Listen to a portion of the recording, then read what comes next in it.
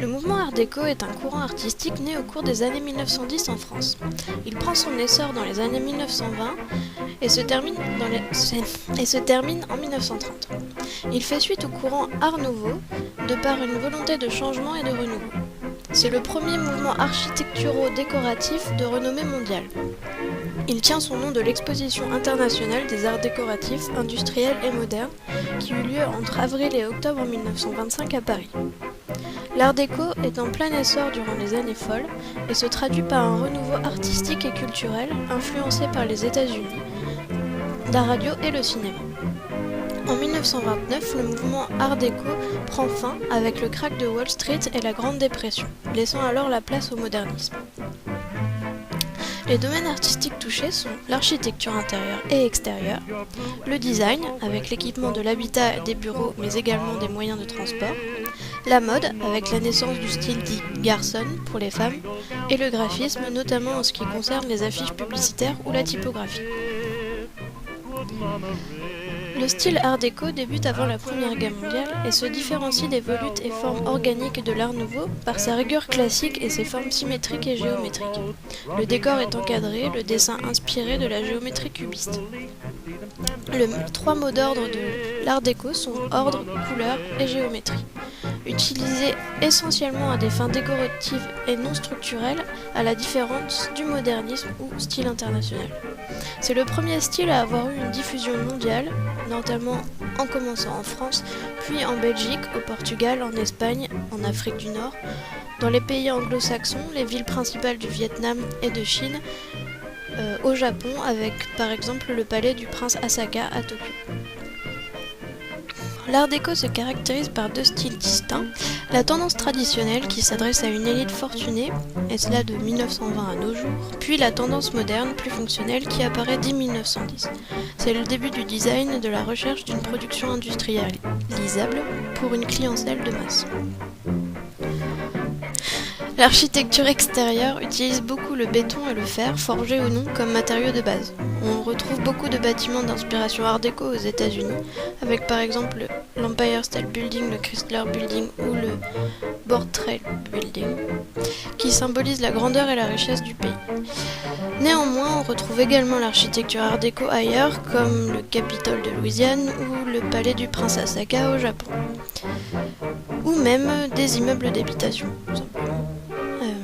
Les architectes principaux de cette période sont Tony Garnier, Auguste Bluisen, Le Corbusier, Robert Mallet-Stevens, Pierre Patou, Michel Rouspitz, Henri Sauvage, Louis Sou et Albert Laprade.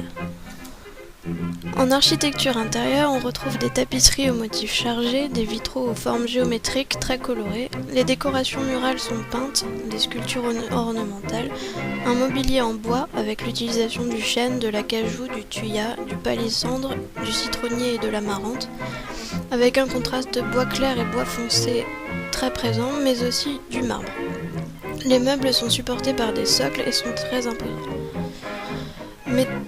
Tous les corps de métier sont représentés, la céramique, l'orfèvrerie, l'ébénisterie, la verrerie, le lac, la ferronnerie, la peinture et la sculpture. Les architectes coalisent le travail des artistes, des artisans et des industriels. L'Art déco est un amalgame entre l'art et l'artisanat. Les formes sont géométriques, les angles vifs, beaucoup de segments coupés, de parallélépipèdes, de cercles, d'octogones, de jonctions à angle droit. Les moulures disparaissent ou sont rarement présentes. Les motifs, on retrouve le soleil, des rayons, des fleurs, des animaux, mais tout cela est très stylisé et toujours très géométrique et inspiré du cubisme. Le design est présent partout, comme précédemment dans l'architecture, l'équipement de l'habitat, des bureaux, l'argenterie, le mobilier, les textiles, mais aussi les moyens de transport comme les automobiles ou les tramways. La mode se démarque par la naissance du style garçon chez la gente féminine avec plusieurs égéries telles que Susan Lenglen, une tenniswoman française, Louise Brooks et sa célèbre coupe, une actrice américaine, Tamara de Lempicka, la célèbre peintre polonaise, mais aussi Josephine Baker, chanteuse, danseuse et meneuse de revue américaine, très impliquée dans la lutte contre le racisme, qui soutient les discours de Martin Luther King et active dans la résistance française. Le graphisme est présent dans les affiches publicitaires qui rappellent beaucoup le mouvement cubiste, mais aussi étonnamment plus tard les affiches de propagande communiste. Elles sont très colorées, contrastées, mais prônent toujours la ligne claire. La typographie est anguleuse et ronde à la fois, plutôt masculine. Le cinéma est lui aussi touché, avec la création de films tels que le célèbre Métropolis de Fritz Lang en 1927, ou L'Hymne humaine en 1923 par Marcel L'Herbier, qui réutilise les structures créées par Robert Mallet-Stevens. Le cinéma Le Grand Rex, d'architecture art déco, voit le jour en 1930 à Paris. Le mouvement art déco est très critiqué au début pour sa superficialité et il touche d'abord les classes les plus aisées, puis s'adapte et finit par être demandé au sein de toutes les catégories sociales et devient très populaire.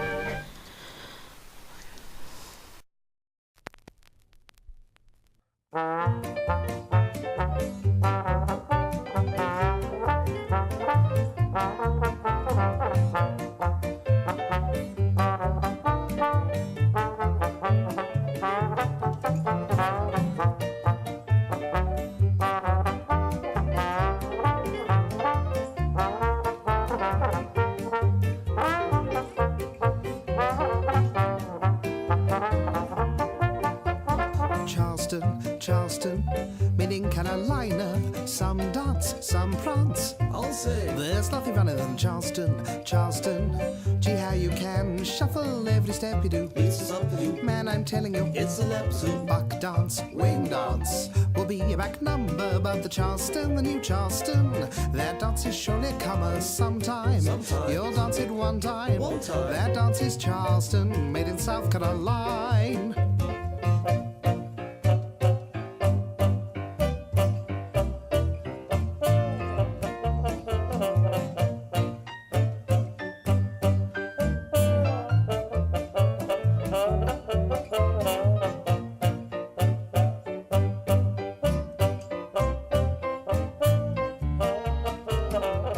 Something completely different, featuring the one and only Battleman Schneider with our very own Charleston rap. I say, people, what a wheeze. Have you seen the dance? It's such a tease. At the Ritz or Cafe Chic, where the Charleston girls meet twice a week.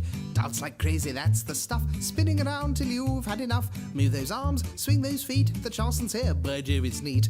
Kick those feet, you can't go wrong. Yes, you can Charleston all night long. Shake your beads, give a wave. Do it now, it's all the rave. Forwards, backwards, that's the show. Now it's moving, tally-ho. Move in time, shake a foot, that's splendid, darling. What a hoot. Ha ha ha ha ha. Charleston, made in Carolina. Some dance, some prance. I'll say there's not violent Charleston.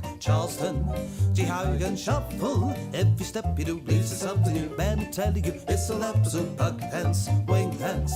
I'll be a back number, but Charleston, the new Charleston. That dance is surely calmer sometime. You'll dance it one time. That dance is Charleston, made in South Carolina.